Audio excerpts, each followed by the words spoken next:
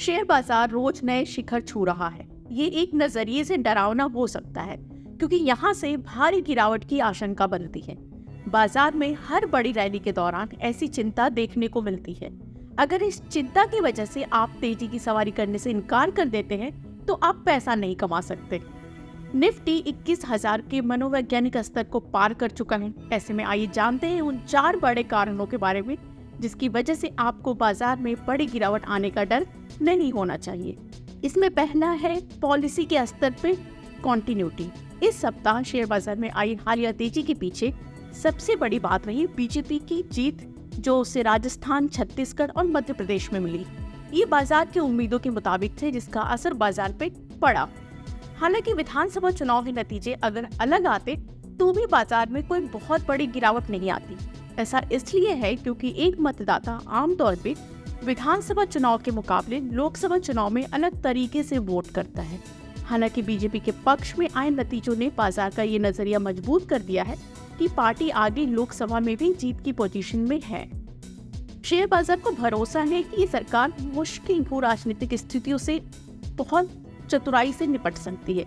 साथ ही इसने राजकोषीय स्थिति को भी काबू में रखा है, जिससे भारत की ग्रोथ मजबूत हुई है।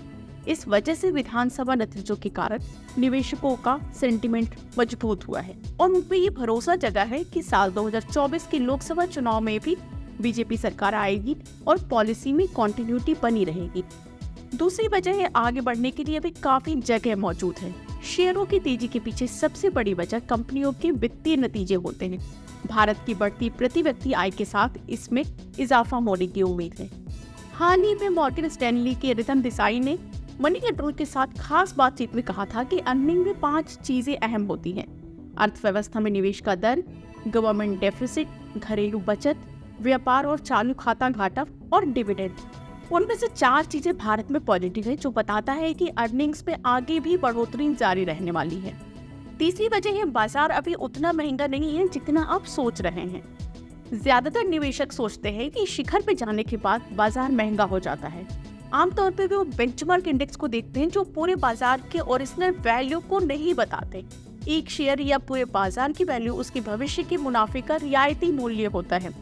रिवर्स डिस्काउंटिंग मेथड के जरिए ये निकाला जाता है। ब्लूमबर्ग के आंकड़ों के साथ मनी कंट्रोल ने जो कैलकुलेशन किया है, उससे पता चलता है कि निफ्टी 50 की 20% कंपनियां फिलहाल 20% से ज्यादा एम्प्लॉयड ग्रोथ दिखा रही हैं। वहीं निफ्टी की 56% कंपनियों में 10 से 19% की ग्रोथ दिख रही है, जबकि 22% कंपनियों में 1 से 10% का ग्रोथ नजर आ रहा है। आपको गिरावट का डर नहीं होना चाहिए। इसकी चौथी वजह है कि विदेशी निवेश 1 दशक के निचले स्तर पे है। कोविड महामारी में आई गिरावट के बाद विदेशी निवेशक ही बाजार को नए हाई पे ले गए थे। उस वक्त दुनिया भर के केंद्रीय बैंकों ने कई इंसेंटिव का ऐलान किया था, जिससे बाजार में काफी पैसा आ गया था। हालांकि इसके साथ महंगाई भी बढ़ी। महंगाई पर लगाम लगाने के लिए अमेरिकी फेड की अगुवाई में दुनिया भर के केंद्रीय बैंकों ने फिर से ब्याज दरें बढ़ाई हैं। इससे विदेशी निवेशकों ने भारत से पैसा खींचा, जिससे FIIB होल्डिंग 1 दशक के निचले स्तर पे आ गई है। उम्मीद है कि आगे इसमें बदलाव आएगा। ऐसा इसलिए है क्योंकि महंगाई का मुद्दा अब कम होता दिख रहा है। ऐसे में ज्यादातर अर्थशास्त्री ये उम्मीद जगा रहे हैं कि ब्याज दरें अभी अपने पीक पे हैं और अब वो यहाँ से नीचे आएंगी। अगर दरें गिरेंगी तो विदेशी निवेशक एक बार फिर भारत में वापसी करेंगे और शेयरों की कीमतों को बढ़ाएंगे।